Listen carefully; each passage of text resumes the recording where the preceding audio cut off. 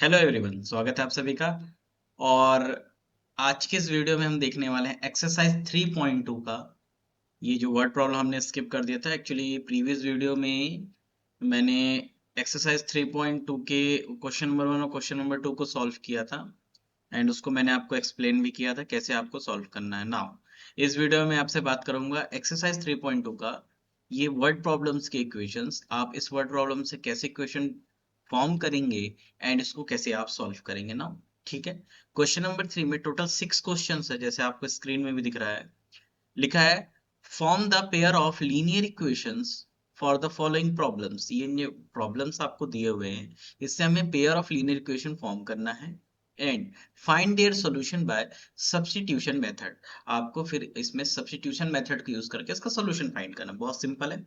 अब एक इंपॉर्टेंट बात यह है कि ये जो 6 क्वेश्चन है, इसके आपको सबसे इंपॉर्टेंट चीज है कि इक्वेशन फॉर्म करना सीखना है एंड मेथड आप कोई से भी यूज करेंगे। अगर आपको कोई मेथड इंडिकेट किया हुआ है कि आपको सब्स्टिट्यूशन ही यूज करना है, तब आपको सिर्फ वही यूज करना होगा। अदरवाइज अगर नहीं इंडिकेशन करता है कि आप सब्स्टिट्यूशन यूज करें या एलिमिनेशन, तो आप कोई सा भी मेथड यूज कर सकते हैं। बट यहाँ पे एनसीईआरटी के अकॉर्डिंग ये जो क्वेश्चन नंबर 3 की जो 6 क्वेश्चन वर्ड प्रॉब्लम है, इसमें हम सभी में सब्स्टिट्यूशन मेथड का यूज करके इसको सॉल्व करेंगे। करेक्ट है। चलिए क्वेश्चन नंबर 1 बाय 1 को हम देखते हैं। क्वेश्चन नंबर 1 की तरफ मूव करते हैं और सारे क्वेश्चन को अच्छे से रीड करेंगे।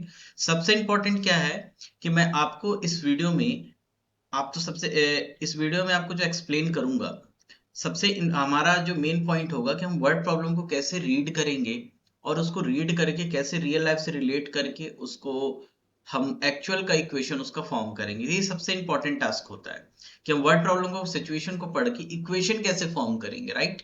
ठीक है। ये सबसे इंपॉर्टेंट है। उसके बाद तो आप कोई से दोनों मेथड में से लगा के उसको सॉल्व कर सकते हो। ठीक है। सबसे इंपॉर्टेंट टास्क है, इसलिए आप 6 क्वेश्चन को मैं यहाँ पे प्रॉपर एक्सप्लेन करूंगा। हो सकता है वीडियो 1 आवर्स की भी हो सकती है, उससे ऊपर भी हो सकती है। ये डिपेंड करता है कि हम इसको कैसे आपको एक्सप्लेन करते हैं। ठीक है। तो आपको अगर अच्छे से सीखना है तो आपको इस वीडियो को बिना स्किप किए आपको देखना पड़ेगा। ठीक है। तो चलिए स्टार्ट करते हैं क्वेश्चन नंबर 1 की तरफ। तो क्वेश्चन नंबर 1 हमारा ये रहा, मैं वहीं से क्वेश्चन नंबर 1 लिया हूं। क्या लिखा है? The difference between two numbers. Okay. The difference between two numbers is 26। देखिए क्वेश्चन ये बोल रहा है कि दो नंबर हैं, उनका डिफरेंस जो है 26 है। अब आप सोचिए जरा कि डिफरेंस हमारा कितना है।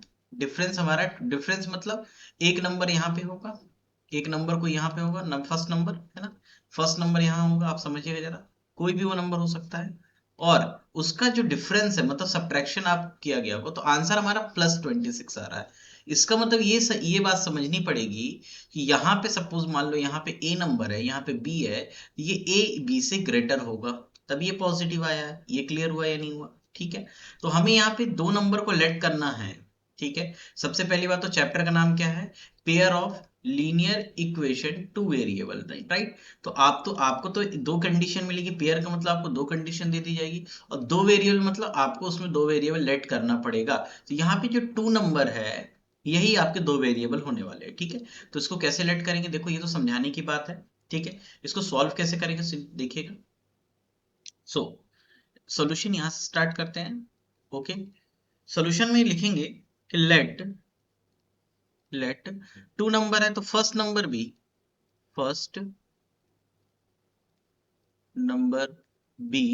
एक्स। हमने क्या मान लिया? फर्स्ट नंबर को एक्स एंड अदर नंबर या सेकेंड नंबर। ठीक है। Let other number be Y. अब यहाँ पे एक आपको बताना पड़ेगा कि आप डिफरेंस किसको आप ग्रेटर बना रहे हो। राइट। ठीक है। तो लिखा है वन नंबर इज, जो वन नंबर है वो दूसरे से थ्राइस है। मतलब यहाँ पे ये कंडीशन से आपको समझ में आ रहा है कि आपको किसको ग्रेटर करना है। इसको आप रीड करेंगे, one number is 3 times the other. मतलब ये जो अदर नंबर से ये जो नंबर है एक्स, ये 3 टाइम है। यहाँ पे इसका मतलब ये है, so therefore X is greater than Y. Clear है।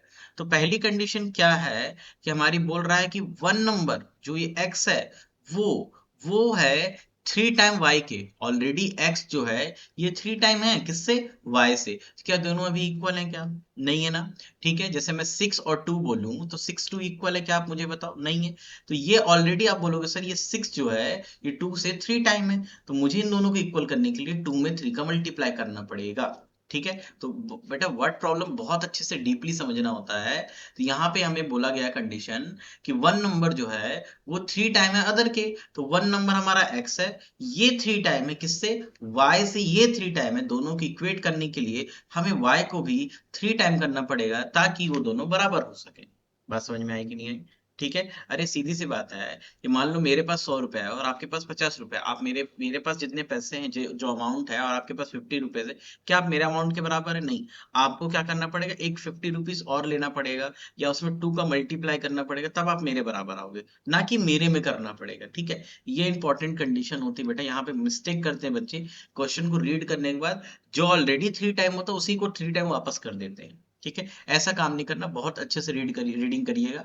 तो हमारा जो x है ये 3 टाइम नहीं है भाई, ये ऑलरेडी 3 टाइम है। तो y से कैसे इक्वेट होगा, क्योंकि y को भी आप 3 टाइम करेंगे। करेक्ट। तो यहाँ पे ये आपका पहला इक्वेशन बन जाएगा, x माइनस, इसको ट्रांसफर कर दो, 3y is equal to 0, equation number 1 बन जाएगी।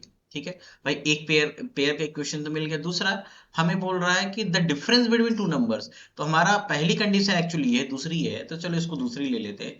इन दोनों का डिफरेंस जो है वो 26 है। मतलब x जो बड़ा है और y जो छोटा है, इन दोनों का डिफरेंस जो है वो आपका 26 है। ये हमारी क्वेश्चन नंबर 2 हो गई। यहाँ पे मैंने एक्सप्लेन किया था कैसे। ठीक है। तो ये दोनों इक्वेशन को अब हमें सॉल्व भी करना है। तो सॉल्विंग इक्वेशन 1 and 2 लिखेंगे यहाँ पे, सॉल्विंग इक्वेशन 1 and 2 बाय कौन सा मेथड यूज कर रहे हैं? ठीक है, सब्सटीट्यूशन मेथड। ठीक है, सब्सटीट्यूशन मेथड आप यूज कर रहे हैं। ठीक है, सब्सटीट्यूशन मेथड आप यूज करेंगे तो यहाँ पे वापस आप आज लिख लीजिए x minus 3y equals to 0, and आपने इक्वेशन नंबर 1 दे दीजिए, एंड यहाँ पे आपने लिखा x minus Y equals to 26, equation number 2 दे दीजिए। हम क्या करेंगे, यूजिंग, आपको अच्छे से आता है। ठीक है, अगर आपको अच्छे से आता है तो वीडियो पॉज करके आप इसको सॉल्व करके मैच करिएगा। ठीक है, यूजिंग इक्वेशन नंबर हम 1 का यूज करेंगे। So x minus 3y equals to 0, ये है इक्वेशन नंबर 1, इसको मैंने यहाँ वापस लिखा। एंड इस 3y को मैं इससे ट्रांसफर करूंगा तो x की वैल्यू हमारी हो जाएगी 3y। यहां से हमने x की वैल्यू 3y निकाला। अब हम ये कहाँ पुट करेंगे बेटा, इक्वेशन नंबर 2 में पुट करेंगे। नेक्स्ट पेज में put x is equals to 3y in equation number 2। हमारा इक्वेशन नंबर 2 क्या था, हमारा इक्वेशन नंबर 2 था x minus Y is equals to 26। Equation number 2 था x minus Y is equals to 26। तो मैं यहाँ पे 3y पुट कर दूंगा। So 3y minus Y is equals to 26। So answer आ जाएगा ये 2y। आंसर हमारा हो जाएगा ये 2y is equals to 26। So y की वैल्यू आ जाएगी बेटा 26 अपॉन 2, 2 1 जार 2, 2 3 जार, तो 39 हमारी y की वैल्यू क्या आई, हमारी y की वैल्यू 39 है। सो देयरफॉर x की वैल्यू क्या हो जाएगा, यूजिंग इक्वेशन नंबर 3, जो हमने यहाँ पे 3 मार्क किया था, क्या 3, इसको 3 मार्क कर लो। तो ये हमारी x की वैल्यू हो जाएगी, x की वैल्यू हो जाएगी 3y था। ठीक है, so x is equals to 3 into 13, और 13 3 जार 39। चेक करिए, ये आपका आंसर है। तुम्हारे दोनों नंबर क्या हो गए, हमारे एक नंबर हो गया हमारा 39 और दूसरा नंबर हो गया 13। क्या हो गया, दोनों नंबर हमारे समझ में आया, क्या हो गया, एक नंबर हमारा 39 हो गया और दूसरा नंबर हमारा हो गया 13। करेक्ट है। चलो, ठीक है, बात समझ में आया।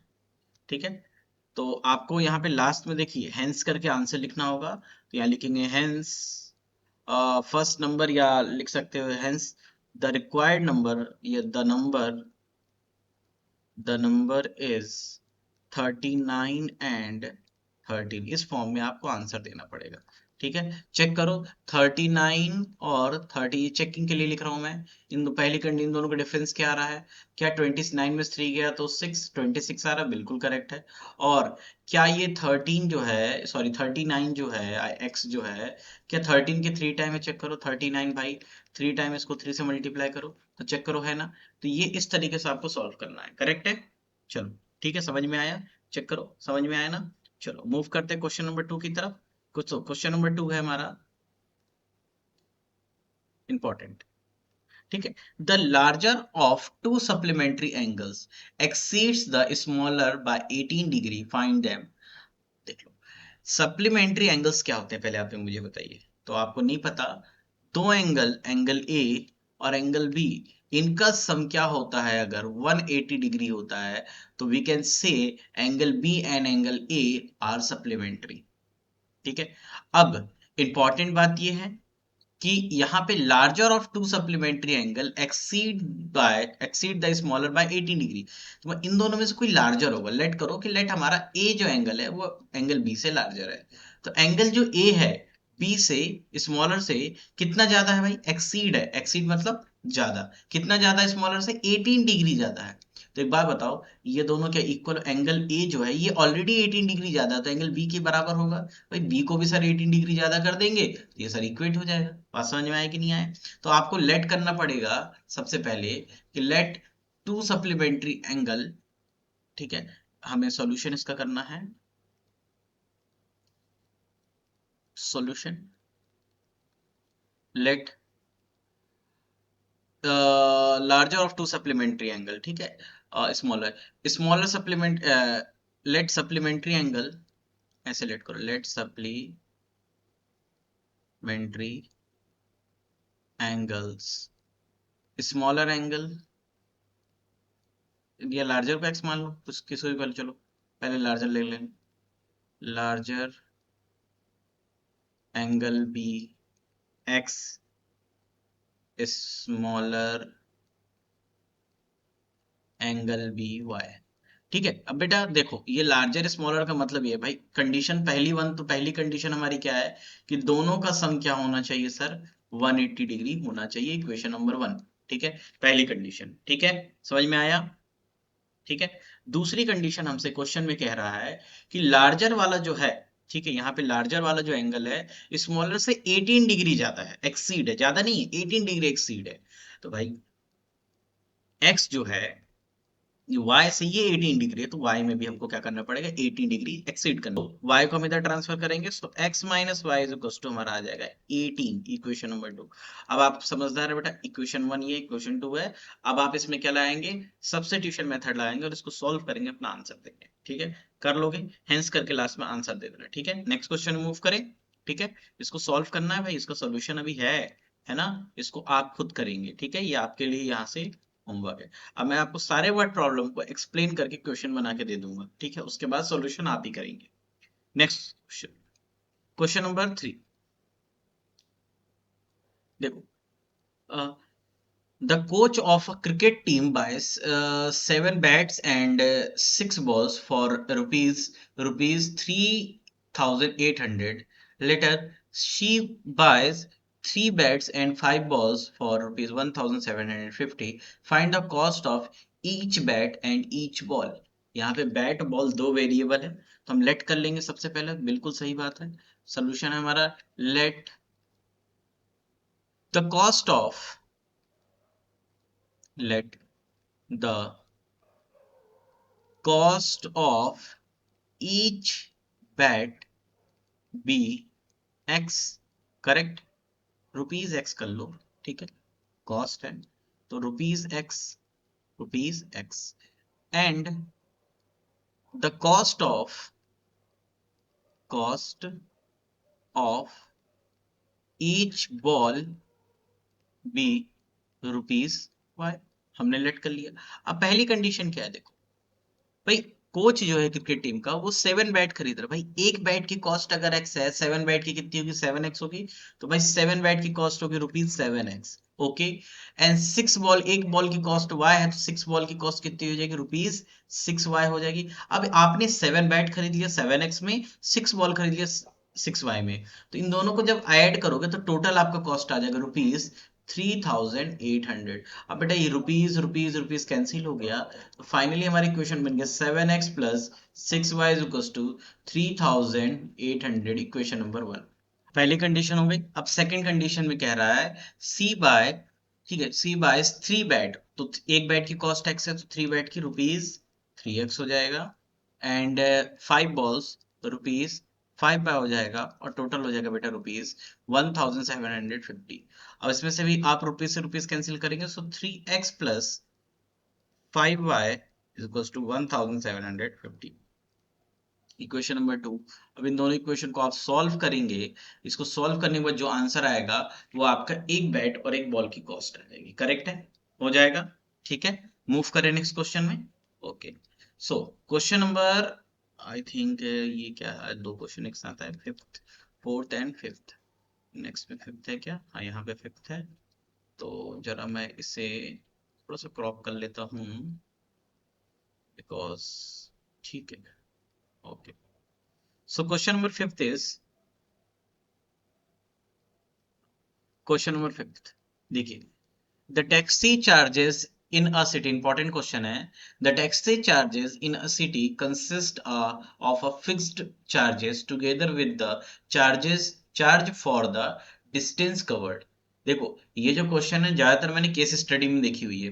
The taxi charges in a city, एक सिटी में जो टैक्सी का चार्जेस है, consist of a fix charge, वो एक फिक्स चार्ज को रख रहा है, together with charge for the distance cover, जो डिस्टेंस आप कवर कर उसके चार्ज के साथ साथ वो अपना एक फिक्स चार्ज रख रहा है। मैं आपको इससे रिलेट एग्जांपल, आपको रियल लाइफ एग्जांपल से इससे रिलेट भी कराऊंगा। For the distance of 10 kilometre, अगर कोई 10 किलोमीटर जाता है तो कितना पे करेगा, the charge paid is rupees 105, and for the journey of 15 kilometre, अगर वो 15 किलोमीटर की जर्नी करता है तो उसे चार्ज पे करना पड़ेगा rupees 155। What is the fix charge, आपसे एक फिक्स चार्ज पूछ रहा है, and the charge per kilometre, ठीक है। और आपसे ये भी पूछ रहा है how much distance of a person have to pay travelling और डिस्टेंस ऑफ 25 किलोमीटर। आपसे लास्ट में ये भी पूछ रहा है कि अगर कोई पर्सन 25 किलोमीटर की डिस्टेंस ट्रेवल करता तो अब वो कितना पे करेगा। अब एक बात बताओ, टैक्सी, अगर एक किसी सिटी में आप टैक्सी चलाते हो, ठीक है, अब जैसे आपने देखा ही होगा कि कितनी सारी आजकल कैब्स चल रही हैं, उनका रूल क्या होता है, उनके दो चार्जेस होते हैं, एक आपकी रनिंग चार्ज होती है, एक आपकी फिक्स चार्ज होती है, हमेशा याद रखिएगा। एक आपकी फिक्स चार्ज होती है, फिक्स चार्ज क्या होती है बेटा, कि फिक्स चार्ज ऐसी होती है, सपोज मान लो कि हमारी रनिंग चार्ज है रुपीज 7 पर किलोमीटर, रुपीज 7 पर किलोमीटर, और आपने टैक्सी बुक करी, ठीक है, हमने अपना चार्ज बनाया, आपने टैक्सी बुक करी, तो आपने सपोज टैक्सी बुक करी और टैक्सी वाला आपको पिकअप करने के लिए जब आ रहा है तो वो कोई ना कोई डिस्टेंस ट्रेवल करके आएगा।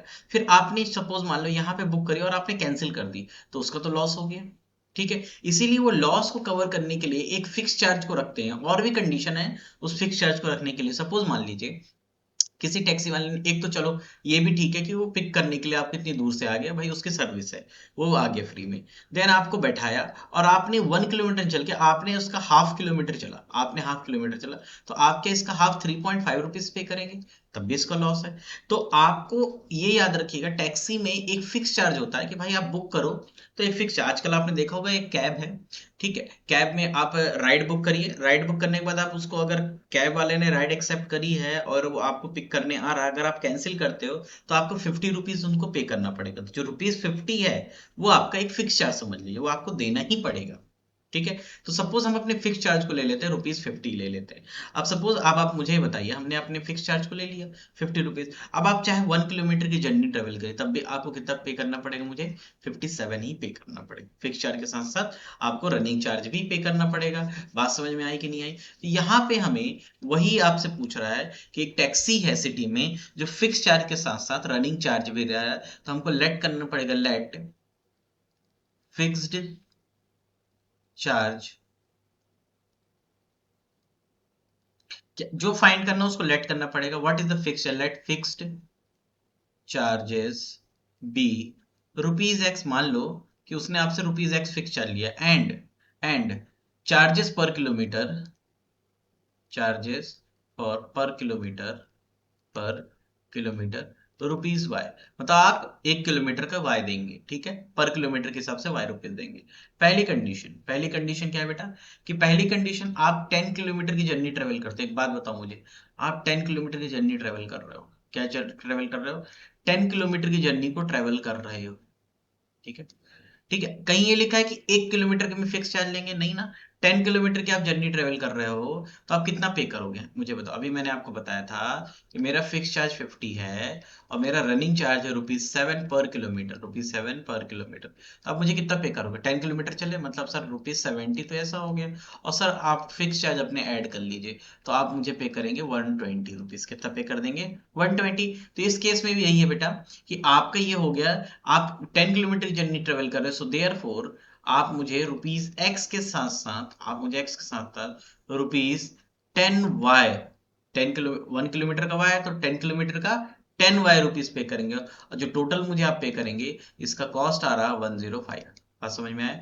दूसरी कंडीशन हमसे बोल रहा है कि अगर आप 15 किलोमीटर जाएंगे मतलब रुपीज एक्स तो आप पे करेंगे और 15 किलोमीटर वाई के रेट से जाएंगे तो 15y पे करेंगे जिसका कॉस्ट आप रुपए मुझे पे करेंगे रुपीज 155। चलो इसका सोल्यूशन मैं आपको कंप्लीट देता हूँ। Rupees rupees rupees rupees rupees rupees इसका कैंसिल होता है। ठीक है, तो आपका फाइनल इक्वेशन यहाँ पे क्या बनेगा, x plus 10y is equal to 105 and दूसरा बनेगा x plus 15y is equal to 155। ठीक है, अब आपको क्या करना है, इसमें सब्स्टिट्यूशन मेथड लगाना है, इक्वेशन नंबर 1 इक्वेशन नंबर 2। ठीक है, तो इन दोनों इक्वेशन को नेक्स्ट पेज में लेके हम सॉल्व कर लेते हैं नाउ। ठीक है, तो ये हमारा इक्वेशन है। ठीक है, चलिए ये हमारी इक्वेशन है, इसको लेके सॉल्व करते हैं। तो यूजिंग एलिमिनेशन लगाना नहीं है, याद रखिए सब्स्टिट्यूशन लगाना है। यूजिंग इक्वेशन नंबर 1, ऐसा नहीं एलिमिनेशन लगाओगे तो कुछ हो जाएगा, लगा सकते हो अगर क्वेश्चन में ना बोलता तो। ठीक है, तो हम निकाल लेते हैं x plus 10y is equal to 105। So x की वैल्यू हो जाएगी आपकी 105 माइनस 10y। ठीक है, 10y इसको देंगे इक्वेशन नंबर 3 और इस वैल्यू को पुट इन इक्वेशन नंबर 2।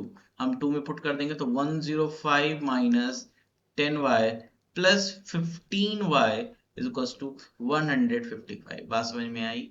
तो 105 को जैसे ट्रांसफर करेंगे 15 में से 10 में से 15 गए, ये 5y बचेगा और 155 minus 105, so 5y is equal to 0550 आया। सो y की वैल्यू हमारी आई 10। कितनी आई बच्चे, y की वैल्यू 10 आई है। y की वैल्यू 10 यहाँ पुट कर दीजिए, तो पुट इन इक्वेशन नंबर 3 या using put in equation number 3। So x की वैल्यू हो जाएगी 105 माइनस 10 इंटू 10 100। सो हमारी x की वैल्यू जो आई है वो आ जाएगी 5 रुपीज 5। तो बेटा हमारा जो फिक्स चार्ज है, सो देयर हेंस जो हमारा फिक्स्ड चार्ज है वो है हमारा x मतलब रुपीज 5 एंड हमारा जो रनिंग चार्ज है, चार्ज पर किलोमीटर जो है वो रुपीज 10 है। ठीक है, बात समझ में आई या नहीं आई, चलो चेक करें। अब पहली कंडीशन है थी आपकी कि आप कितने किलोमीटर जा रहे हैं, 10 किलोमीटर जा रहे थे कि नहीं जा रहे थे। तो चेक करो कि आप अगर पहले तो आप फिक्स चार्ज मुझे दे देना 5 रुपए, 10 किलोमीटर 10 के रेट से होगा तो 100 रुपए दोगे, देखो 105 पे कर रहे थे पहले में। दूसरे में आप कितना किलोमीटर चल रहे थे, 15 किलोमीटर चल रहे थे, 5 रुपीज तो आप मुझे देंगे और 10 के अकॉर्डिंग मुझे आप 150 रुपीज और देंगे, तो रुपीज 155 पे करेंगे। समझ में आई नहीं है, तो ये चेक करने के लिए था। ठीक है, वैसे चेक करने के लिए था क्या हमारी कंडीशन में चीजें सेट हो रही हैं या नहीं हो रही है। बात समझ में आई कि नहीं आई, हो जाएगा। चलो ठीक है, हो जाएगा, बहुत अच्छी बात है। अब हम, ठीक है,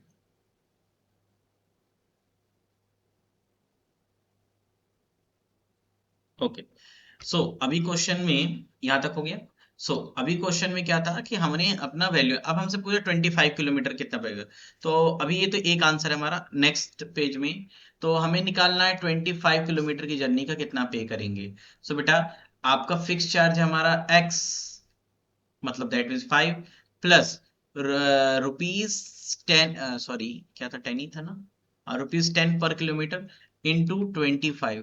so answer is rupees 5 plus rupees 250। So answer become rupees 255। सो आप लिखेंगे कि लास्ट में हेंस रुपीज 255 पे for travelling distance of 25 kilometre. ठीक है, कर लेंगे, हो जाएगा।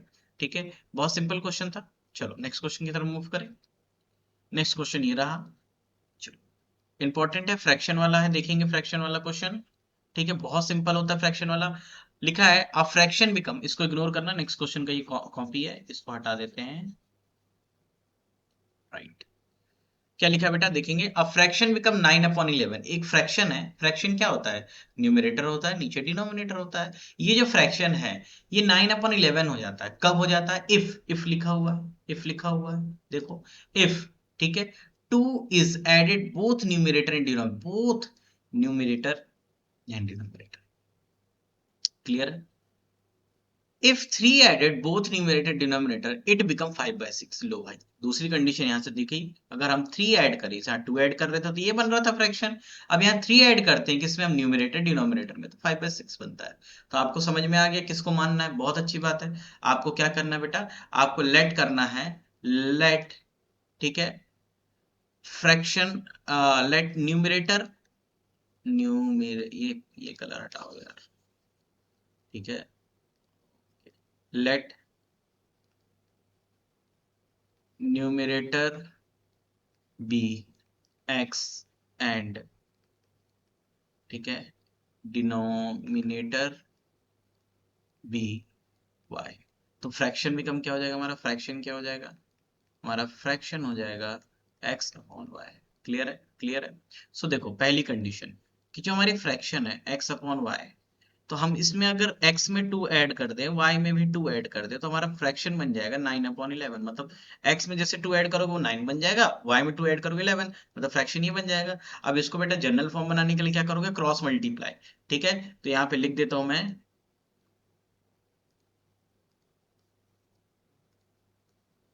क्रॉस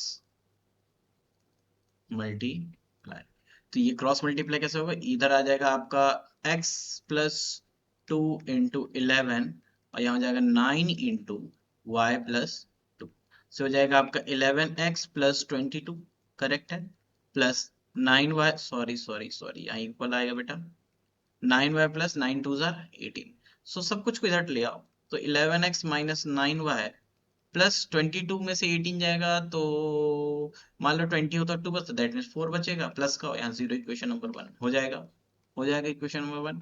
दूसरी कंडीशन देखेंगे, दूसरी कंडीशन हमसे क्या बोल रहा है कि अगर हम दोनों में 3 ऐड करें 5/6 बन जाएगा। सेकंड कंडीशन क्या है बेटा, फ्रैक्शन हमारा है एक्स अपॉन वाई, अगर दोनों में मैं 3 ऐड करता हूँ तो मेरा फ्रैक्शन क्या बन जाएगा, 5/6 बन जाएगा। अगेन क्रॉस मल्टीप्लाई, तो x प्लस 3 में मल्टीप्लाई हो जाएगा 6 का, और यहाँ में 5 में मल्टीप्लाई हो जाएगा y प्लस 3 का। So 6x plus 6 threes are 18 equals to 5y plus 5 threes are 15. So transpose करेंगे 6x minus 5y, और 18 में से 5 हो जाएगा, प्लस का 3 इज इक्वल्स टू यहाँ 0, इक्वेशन नंबर 1 बनेगा। अब आप सॉरी इक्वेशन नंबर 2 बनेगा। इक्वेशन 2 और इक्वेशन 1 को सॉल्व करोगे, x की वैल्यू आएगी और एक y की वैल्यू आएगी, जो आएगी उसको फ्रैक्शन फॉर्म में लिख के आप आंसर दे देंगे, हो जाएगा। वेरी गुड, ठीक है। तो लास्ट क्वेश्चन हम देखेंगे इस वीडियो का, क्वेश्चन देखेंगे, लास्ट क्वेश्चन इज सॉल्यूशन। देखो 5 year hence the age of Jacob will be 3 times that of his son. अरे, तो ये जो बात, जब भी एज वाले क्वेश्चन की बात की जाती है, आप याद रखिएगा प्रेजेंट में रह के करते हैं बात, ठीक है। तो 5 ईयर हेंस का मतलब क्या हुआ, ठीक है, अभी से 5 साल बाद जो जैकब की एज है, ठीक है, जैकब अभी जितने का होगा उसके अभी 5 साल बाद जो उसकी जो एज होगी, और उसके बेटे की कुछ नहीं जो कि दोनों प्रेजेंट है, 5 साल बाद तो जैकब की एज ही बढ़ जाएगी 5 और सन की भी। तो उस केस में Jacob 3 times that of his सन, अपने बेटे से वो 3 टाइम होगा। तो ठीक है, समझ में आ रहा है क्या, जब भी कंपेयर करते हैं दोनों को इक्वेट करने के लिए, ये 3 टाइम है तो बेटे को भी 3 टाइम करेंगे, तब जाके अपने पापा की एज के बराबर होगा, सीधी सी बात है। इसके बाद 5 ईयर अगो, मतलब अब 5 साल पहले, Jacob was 7 time of his, उस समय वो अपने बेटे के एज से 7 टाइम ज्यादा था। फाइंड देयर प्रेजेंट एज, याद रखिएगा लेट करेंगे सबसे पहले प्रेजेंट, जब भी बात करेंगे एज की तो प्रेजेंट में, तो हम दोनों की प्रेजेंट एज को लेट कर, let present age of Jacob be x, ठीक है, एक्स ईयर लेट कर लो, x years, and present age of his son, his son be y years. बेटा ये वाई वाला ईयर, ये ईयर अलग, यूनिट का याद रखिएगा ये, ठीक है। सो कंडीशन नंबर 1, ठीक है, लिखेंगे 5 ईयर हेंस, 5 ईयर्स हेंस, पहले आप 5 year hence Jacob age, Jacob age कितनी हो जाएगी भाई, अभी एक्स है, प्रेजेंट में 5 साल बाद कितना हो जाएगा भाई, उसकी एज है 5 प्लस कर दो, एक्स प्लस 5 ईयर हो जाएगा, and and his son age, उसका बच्चे की एज क्या हो जाएगी, हिज सन एज, अरे यार हिज एज नहीं, his son, sons Jacob's age, son's age अभी कितना सन y का है प्रेजेंट में, तो x y प्लस 5 ईयर्स का हो जाएगा। ये तो अभी हमने 5 ईयर हेंस की एज निकाली। अब कंडीशन क्या है देखो, 3 times Jacob will be 3 time, भाई जेकॉब 3 टाइम है दोनों, therefore according to the question 80 क्या पूरा लिखेगा, x प्लस 5 ये जो जेकॉब की एज है ये इक्वल होगी y प्लस 5 के। क्या ये बात सही है? बिल्कुल नहीं है, क्योंकि भाई ये जेकॉब 3 टाइम है तो इसके बेटे को भी आपको 3 टाइम करना पड़ेगा, तब ना इक्वल आएगा। समझ में आया? So x plus 5 is equal to 3y plus 5 3 15। ठीक है, तो यहाँ पे हो जाएगा आपका x माइनस 3y, 5 को उधर ट्रांसफर करें, सो 10 इक्वेशन नंबर 1। ठीक है, ये आपकी क्वेश्चन नंबर 1 हो गई ना। मूव करें दूसरे में। चलो, अब ये थोड़ा क्वेश्चन को हम यहाँ से कॉपी कर लेते हैं, क्या नेक्स्ट पेज में भी हमको सेकंड कंडीशन बनानी है। सो सेकंड कंडीशन क्या लिखेंगे, 5 year ago, 5 okay, 5 years ago Jacob's age, Jacob's age. भाई जैकॉब अभी कितने का था एक्स का, तो एक्स माइनस 5 हो जाएगा भाई, 5 साल उसको पीछे कर दो। And his son's age, son's age, son's के उसका बेटा वाई का था तो 5 साल पहले वाई का हो जाएगा। अब कंडीशन क्या है यहाँ पे अकॉर्डिंग टू द क्वेश्चन, देखो उस वक्त 5 साल पहले जेकॉब जो था 7 टाइम हिज सन, मतलब अब जो x माइनस जो 5 है ये 7 टाइम है किससे, y माइनस 5 से, तो ये दोनों इक्वेट नहीं होंगे, तो बेटे को भी आपको 7 टाइम करना पड़ेगा। So x minus 5 is equal to 7y minus 7 5 35। Correct है, करेक्ट है। So x minus 7y is equal to -30। Equation number 2 आप देखेंगे, दोनों का आप सॉल्व करेंगे। ठीक है, ठीक है, कर लेंगे सॉल्व। देखो पहली इक्वेशन हमारी क्या बनी है, x minus 3y equal to 10, x okay, चलो इसको मैं सॉल्यूशन दे देता हूँ। x minus 3y equal to 10, ये हमारी पहली इक्वेशन बनी थी। दूसरी बनी है x minus 7y is equal to minus का 30, ये हमारी दूसरी इक्वेशन बनी है। तो मैं सेकंड इक्वेशन की यूज कर लूँ, यूजिंग इक्वेशन नंबर 2, आप अच्छे से फॉर्मेट्स करना, लिखना using for solving equation 1 and 2 using substitution method using equation number 2। So x is equal to -30 plus 7y। ठीक है, मैं थोड़ा सा शॉर्टकट करने जा रहा हूँ ताकि बस मैं आंसर दे सकूं। इक्वेशन नंबर 3 लिखेंगे, पुट इन इक्वेशन नंबर 1 में पुट करेंगे x की वैल्यू, तो -30 plus 7y equal to sorry -3y। ठीक है, इसको नेक्स्ट पेज में कर लें क्या, पुट इन इक्वेशन नंबर, यही कर लेते हैं। चलो लिखेंगे पुट इन इक्वेशन नंबर 2 से निकाले तो 1 में पुट करेंगे x की वैल्यू, सो माइनस का 30 plus 7y minus 3y equals to 10। So 30 उधर ट्रांसफर होगा तो प्लस में जाएगा 40 हो जाएगा, और 7 माइनस ये हो जाएगा बेटा 4y is equals to 40।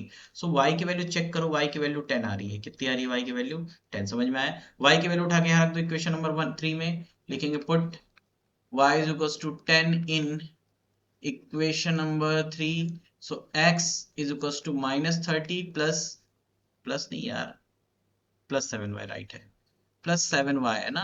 So x की वैल्यू हो जाएगा -30 plus 70। So answer become 40, answer become 40। ठीक है, बात समझ में आए? तो x हमने किसको माना था, चेक करो चेक करो। x हमने माना था जैकॉब की एज को। जैकॉब कितने साल का आ गया भाई, x ईयर है, तो भाई hence, hence Jacob's present, present age is 40 years, 40 years, and his son's present age is 10 years। भाई भाई देख लो 10 ईयर का है। अब मैं तुमको ना इक्वेट करके दिखाता हूँ दोनों को ना, 10 ईयर्स। अब तुमको मैं समझाता हूँ, यहाँ पे समझ लो, ये सॉल्व हो गया। ठीक है, यहाँ पे दोनों क्वेश्चन को समझ लो। केस 1 क्या था बेटा, केस 1 था 5 साल बाद का, भाई 5 साल बाद ये 45 का होगा। ठीक है, कौन, जेकॉब, और उसका बेटा कितने को हो जाएगा, 15 का हो जाएगा। चेक करो, चेक करो, चेक करो कितने टाइम है, कितने टाइम है, 3 टाइम है, 3 टाइम है कि नहीं टाइम है, चेक करो। यहाँ पे भी क्या बोला था, 5 ईयर, 5 ईयर ये कितने टाइम हो जाएगा, 3 टाइम हो जाएगा बोला था। ठीक है, चेक करिए 3 टाइम हो गया, मतलब मैं अगर इसमें 3 का मल्टीप्लाई करूँ तब ये दोनों क्या हो जाएंगे, इक्वल हो जाएंगे। सेकंड कंडीशन क्या बोला था, 5 साल पहले, मतलब 5 साल पहले जेकॉब 35 का होगा और उसका बेटा होगा 5। तो चेक करो 7 टाइम है, 7 5 से 35, 7 टाइम है, अगर इक्वल करने के लिए 7 से मल्टीप्लाई करेंगे। समझ में आया? क्वेश्चन का सोल्यूशन यहीं तक था। ठीक है। अब अब यहाँ पे आप चेक करेंगे, मैंने आपको एक्सरसाइज हमारी जो है, एक्सरसाइज जो हमारी 3.2 है, वो यहाँ पे होती है हमारी कंप्लीट। वह यहाँ पे होती है हमारी कंप्लीट, होती है कंप्लीट होती है। सारे वर्ड प्रॉब्लम मैंने आपको अच्छे से एक्सप्लेन कर दिया। अब मेरी बात आप ध्यान सुनिए। आप इस वीडियो को जैसे ही कंप्लीट कर लेंगे, आप इन वर्ड प्रॉब्लम की सिचुएशन को खुद से एक बार ट्राई करिएगा सॉल्यूशन के साथ, और एक फॉर्मेट से आपको लिखना है। ठीक है, यहाँ मैं अच्छे से मैं थोड़ा कुछ डायरेक्ट करता हूँ तो मैं आपको बता देता हूँ, यहाँ पे मैं डायरेक्ट कर रहा हूँ। आप उसको फॉर्मेट से करिएगा अगर आप मेरे सारे वीडियोस देखते आ रहे हैं तो। ठीक है, बहुत आराम से पढ़िए, मजे से पढ़िए, टेंशन मत लीजिए, सब हो जाएगा। इस 3.2 में एज वाला प्रॉब्लम मिला हमें, फ्रैक्शन वाला मिला, देन हमें आर्टिकल वाला प्रॉब्लम मिल गया था, एंड हमें मिसलेनियस जो आपका सप्लीमेंट्री एंगल वाला कॉन्सेप्ट मिल गया। अब ये जो वर्ड प्रॉब्लम हमने 6 टाइप्स के देखे हैं, इसमें अगर आपको कहीं भी डाउट आता है, ठीक है, वापस समझने में, तो आप मुझे कमेंट सेक्शन में आप मुझे कमेंट करिएगा। मैं आपको वापस से एक बार इसको एक्सप्लेन करके आपको बता दूंगा कहाँ पे क्या डाउट्स क्लियर नहीं है आपके। ठीक है, तो टिल देन मिलते हैं नेक्स्ट वीडियो में। Keep learning, keep practice, bye.